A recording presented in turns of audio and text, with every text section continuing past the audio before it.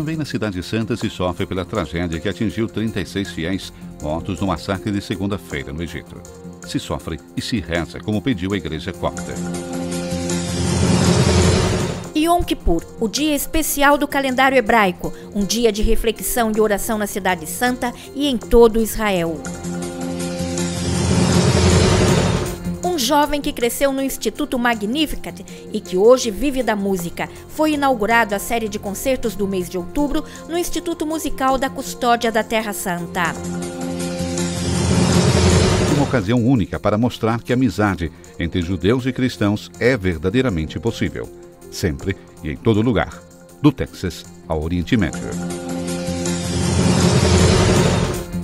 Na Jerusalém Oriental, na parte árabe da Cidade Santa, crescem juntos cristãos e muçulmanos. Um trabalho das Irmãs da Imaculada Conceição de Ivreia, que vivem ainda a festa da beatificação da fundadora da ordem.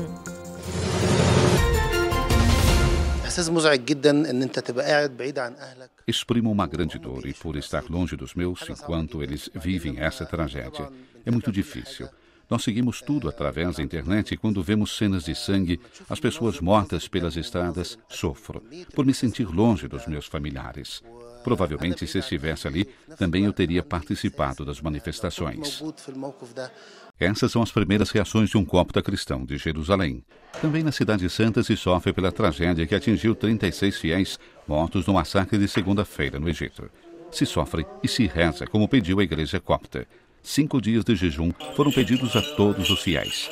E domingo em Jerusalém acontecerá uma caminhada pacífica.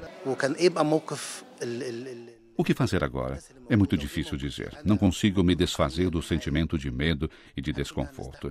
Quando a igreja nos pediu para rezar e observar 5 dias de jejum, nos apegamos a essa ideia com todas as nossas forças, com o desejo do coração. Na missa de quarta-feira foram poucos os fiéis na igreja perto do Santo Sepulcro. Existe o medo que esses fatos possam repetir-se também aqui. Presidiu a celebração o arcebispo Amba Abraham, comovido pela solidariedade recebida. Nós agradecemos a vossa solidariedade, o vosso apoio, por estarem junto a nós como todos os cristãos. Todos os fiéis de todas as religiões e de vários ritos, especialmente no Egito, estão se mostrando solidários com os coptas. O arcebispo retorna sobre o tema do martírio e diz que essa foi sempre uma igreja de mártires. Porque todos morrem, mas quem morre mártir tem uma honra maior diante de Deus e torna o homem mais forte na fé, em virtude do seu testemunho. A semente morre para dar fruto. Estradas desertas, somente alguns turistas curiosos e judeus em direção ao Muro das Lamentações. Assim foi o dia em Jerusalém no sábado de Yom Kippur. Yom Kippur talvez seja o dia mais santo e solene do ano hebraico e acontece depois das comemorações de Rosh Hashanah. Se trata do dia em que todos os judeus são chamados ao jejum e à oração. O país fica totalmente bloqueado. Param o tráfego aéreo, transportes públicos e transmissões televisivas. E, obviamente, com a obrigação de abster-se de qualquer tipo de trabalho. In qualche modo è l'ultima occasione per chiedere perdono, appunto, che la parte finale di questo. É a última ocasião para pedir perdão. É a parte final deste período intenso, destes 10 dias em que o homem tem uma última possibilidade de reconciliação. Pedir perdão pelos pecados, que segundo a lei hebraica, é a ocasião de pedir perdão pelos males cometidos. É um dia em que mesmo os judeus mais afastados da religião respeitam. As sinagogas ficam lotadas e todos rezam e pedem perdão a Deus. Rispettano, le sinagoghe sono stracolme. Contrariamente a quanto se possa imaginar, Yom Kippur não é um dia triste. Muitos se vestem de branco como a cor da alma, e o clima de silêncio que envolve a Cidade Santa certamente contribui para a reflexão e oração também dos cristãos.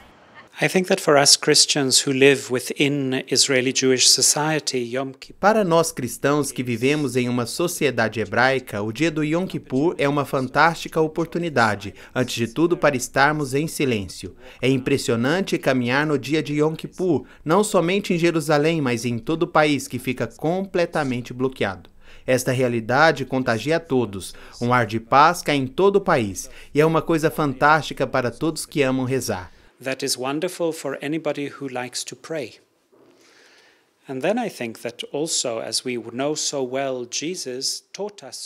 E também nós, da comunidade católica de expressão hebraica, oferecemos a possibilidade de oração, de aproveitar este dia de Yom Kippur para um retiro espiritual, para focalizar sobre a relação com Deus, com os outros. Em outras palavras, sabemos que o centro do Yom Kippur está na cruz de Jesus Cristo. Focusing on our relationship with God, our relationship with others.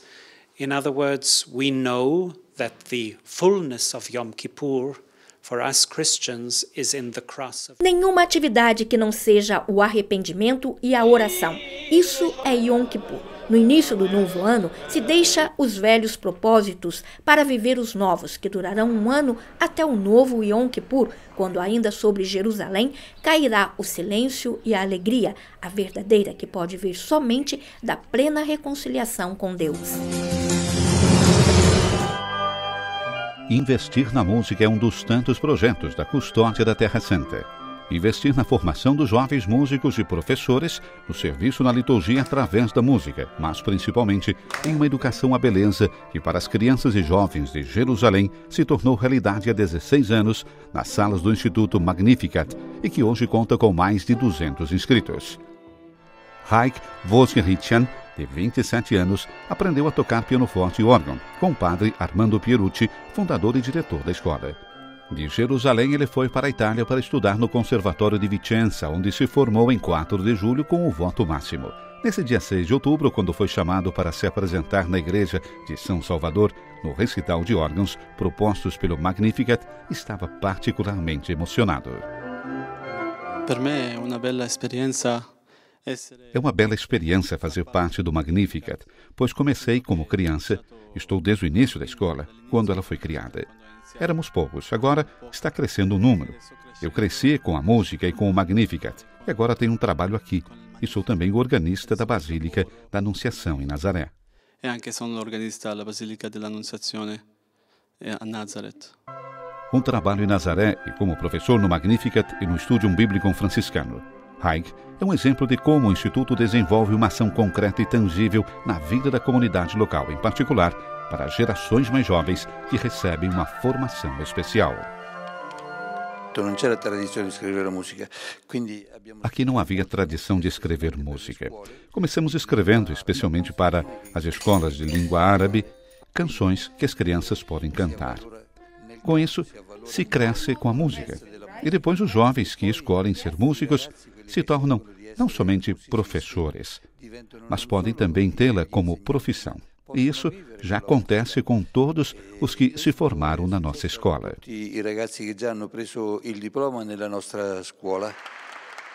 O concerto de 6 de outubro inaugurou a edição de 2011 do Festival Anual de Música, proposto pelo Instituto sob a direção de Padre Pierucci. Dia 13 se apresentou o italiano Eugenio Maria Fandiani e os próximos encontros serão nos dias 20 e 27 de outubro e serão o polonês Vincent Del Pol e o israelense Roman Kasnowski que se apresentarão na igreja de São Salvador. Segundo o parecer de muitos, onde está o melhor órgão da Terra Santa. Um instrumento importante não somente pela sua potência de som, mas pelas inovações tecnológicas que facilitam.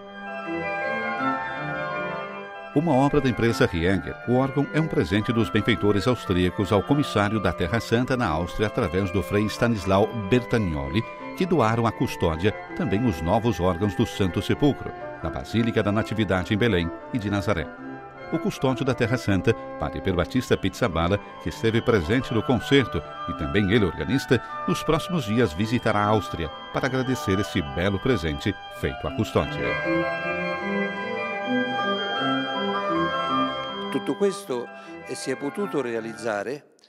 Tudo isso foi possível realizar graças à generosidade de tantas pessoas que entenderam o que disse Dostoiévski.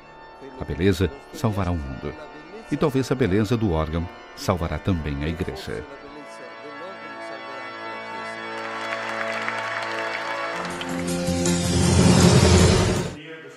Na segunda-feira, dia 10 de outubro, ocorreu uma breve e uma significativa cerimônia na Sala Madre Perla do Convento São Salvador de Jerusalém.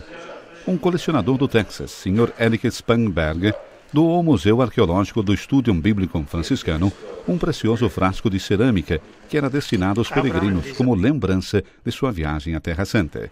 Este objeto, que remonta ao VI século depois de Cristo, foi entregue diretamente nas mãos do padre Aliata.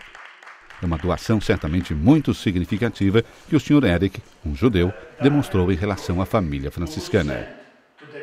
Quando era jovem, minha mãe encontrava-se em dificuldade e foi ajudada pelos franciscanos. Antes de falecer, me disse: faça algo para ajudá-los. Na época eu não tinha ideia sobre o que eu poderia fazer, mas vendo esse objeto, lembrei-me do pedido da minha mãe. Satisfeito também o diretor do museu, padre Eugênio Aliata, que orgulhosamente tem nas mãos o objeto, que vai enriquecer consideravelmente o museu que ele dirige há anos. É importante que sua proveniência seja de Jerusalém. No museu já temos um fragmento semelhante a uma pedra que servia de modelo e que achávamos que fosse a única proveniente de Jerusalém, o que demonstrava que esses objetos eram fabricados na cidade e depois levados pelos peregrinos para outros lugares. Para além do significado histórico e do valor do objeto em si, permanece um fato indiscutível, que também foi lembrado pelo padre Pizzaballa no seu pronunciamento. O encontro de segunda-feira foi uma ocasião única para mostrar que a amizade entre judeus e cristãos é verdadeiramente possível, sempre e em todo lugar, do Texas ao Oriente Médio. Se canta, se joga, se aprende o alfabeto e se começa a escrever as primeiras palavras, mas principalmente se aprende a estar junto. É o percurso de todas as crianças, a primeira experiência de socialização e de aprendizado entre as paredes de uma escola materna. Acontece também aqui em Jerusalém Oriental, na área árabe da Cidade Santa, onde as Irmãs da Caridade da Imaculada Conceição de Ivreia administram uma creche que acolhe grande parte das crianças das famílias locais. As Irmãs de Ivreia estão na Terra Santa há mais de um século. Chegaram em 1912 para realizar trabalhos em um hospital italiano. Estão em Jerusalém, na parte oriental, desde 1954. Participamos de um momento de alegria especial, depois de poucos dias da beatificação da fundadora da Ordem, Madre Antônia Verna, que concentrou a atenção aos mais pobres, aos mais necessitados de instrução e de socorro, um desejo de caridade que ainda hoje vive através das obras das irmãs. Vivemos a sua gratuidade. A nossa fundadora foi uma educadora, foi uma irmã da caridade, foi ao encontro dos mais necessitados com grande amor. Grande gratuità a tutti quanti. São apenas 4 as irmãs que cuidam da creche com a ajuda de algumas leigas cristãs e muçulmanas. Cristãs e muçulmanas são também as crianças que convivem juntas no dia a dia da creche. A nossa evangelização é para formar homens para o amanhã, no respeito à educação e à convivência. Esta é uma coisa muito difícil, em particular aqui no Oriente Médio. E nós procuramos, desde a primeira infância, dar esta base de formação às crianças. Aceitamos todas as crianças, pobres e ricas, que batem à nossa porta. Acettiamo tutti i bambini, poveri, ricchi, quelli che bussano alla nostra porta sono sempre con noi. A Madre Superiora, a irmã Elvira Dalbene, nos mostra as fotos que documentam os passos e o crescimento deste lugar de encontro e convivência. As irmãs se recordam os primeiros tempos da construção do muro, quando os motoristas chegavam dos territórios palestinos e passavam as crianças uma a uma aos braços dos motoristas israelenses para que pudessem chegar até a creche. A história desta terra se entrelaça por anos com os primeiros passos da vida destas crianças. A creche de Jerusalém, na parte oriental, se impõe como uma realidade que tem raízes fortes e que acompanha as gerações. Eu escolhi esta escola porque fazia parte dela quando era criança. E hoje sou uma mulher realizada, consegui vencer. Eles me deram a base. Assim, eu quis que também as minhas crianças estudassem nesta escola, porque não são somente excelentes do ponto de vista profissional e educativo, mas ensinam como comportar-se, como estar com as outras crianças e como ser independentes. Somos desta área, conhecemos as irmãs e sabemos como ensinam as crianças e como se comportam com todas as pessoas. Eu aqui me sinto em casa, sinto que os meus filhos estão bem, que estão seguros, e esta é a coisa mais importante, porque aquilo que você deseja é que os teus filhos estejam seguros. Aqui se comportam com as crianças da mesma forma com que eu me comportaria. Com todos os professores e com as irmãs, formamos uma grande família.